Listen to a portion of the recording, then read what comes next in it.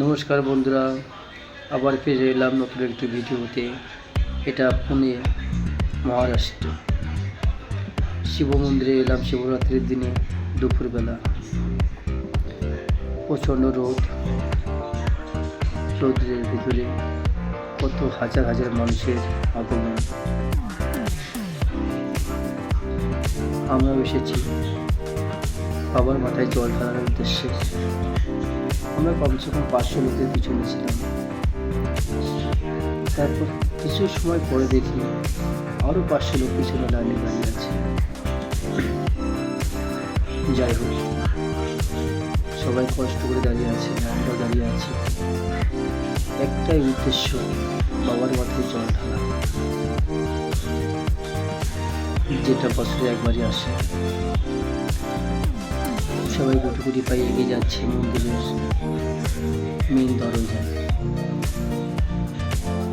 আমরাও আছি। আমরা ইতিমধ্যে পৌঁছে গেছি মন্দিরের গেটে। একটি সুড়ঙ্গ রাস্তা আছে, একটি যাওয়ার, একটি আসার। এখনই আমরা পৌঁছে যাব। আমরা পৌঁছে গেছি সুড়ঙ্গের রাস্তায়। ছোট ছোট বাচ্চারাও আছে এখানে। কি গুড বাচ্চা! সুড়ঙ্গের রাস্তায় প্রবেশ করেছি আমরা। অনেক সময় লাগে ওখানে যেতে। দূর থেকে দেখছি বাবাকে দেখা যায় কিনা, কিন্তু দেখা যাচ্ছে না। অনেক ভিড় তো, বেশি সময় দাঁড়াতেও দিচ্ছে না। কোনোরকমভাবে বাবার মাথায় জল ঢেলে বেশি সময় দাঁড়াতেও দিল না।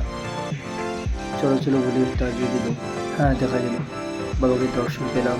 হরে হরে মহাদেব প্রণাম জানিয়ে মাথায় জল ঢেলে আমরা চলে এলাম বাইরে। এসে দেখতে পাচ্ছেন এখানে গণপতি বাপ্পা। ওনাকে প্রণাম জানিয়ে সামনে একটু এগিয়ে গেলাম। ওখানে দেখতে পাচ্ছেন মাতা পার্বতী আর ভোলানাথ বসে আছে। ওনাকে প্রণাম জানিয়ে একটু সামনে এগিয়ে গেলাম। সামনে এগিয়ে গিয়ে অনেক দেবদেবীর দর্শন পেলাম। এখানে অনেক দেবদেবীর মূর্তি আছে। এখানে সব দেবদেবীর নাম বলতে পারবো না।